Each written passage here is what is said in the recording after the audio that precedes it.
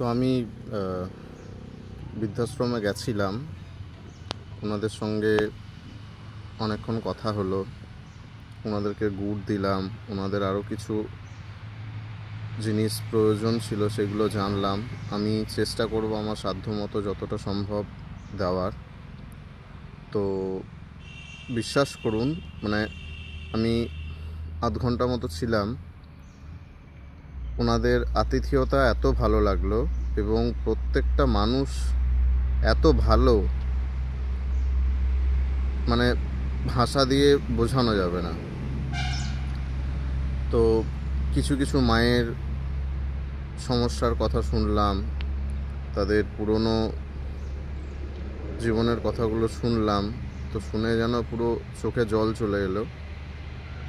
তো প্রত্যেকের কাছে একটাই রিকোয়েস্ট করব, ম্যাডাম এত বড় একটা উদ্যোগ নিয়েছেন। পয়সা হয়তো অনেকেরই থাকে, কিন্তু মন সবার থাকে না।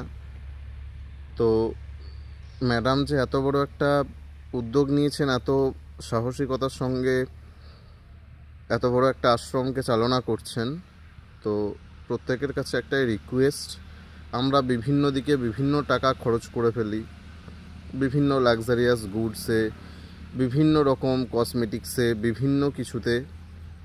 তো আমার মনে হয় যদি অ্যাটলিস্ট স্বল্প মূল্যেরও কিছু যদি আপনার সাধ্যের মধ্যে সম্ভব হয়, তাহলে আসবেন, এসে হেল্প করবেন। দেখবেন ওনাদের তো উপকার হবেই, তার সাথে আপনার নিজের মধ্যেও মানসিকভাবে অনেক শান্তি আসবে। তার কারণ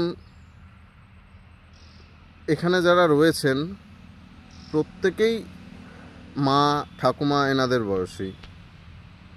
তো আমরা বাড়িতে যেমন আমাদের মা ঠাম্মা ছেলে মেয়েদের জন্য যখন যা ডিমান্ড করে শখ পূরণ করার চেষ্টা করি, তো কোনো একটা লাক্সারিয়াস গুডস ইউজ না করে সেই মূল্যটা যদি আমার মনে হয় এখানে এসে কিছু একটা হেল্প করা যায়, তাহলে অন্ততপক্ষে এই মাগুলোর মুখে হাসি ফোটে। তো আমার ভীষণ ভালো লাগলো আজকে এখানে এসে। সবাইকে একটাই অনুরোধ করব,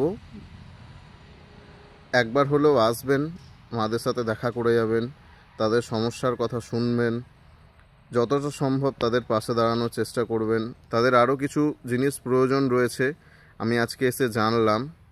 আমি আবার কয়েকদিন পরে এসে তাদেরকে সেই জিনিসগুলো দিয়ে যাব। আর লাস্টলি এটাই বলতে চাই যে ম্যাডামকে স্যালুট, এত বড় একটা উদ্যোগ নেওয়ার জন্য।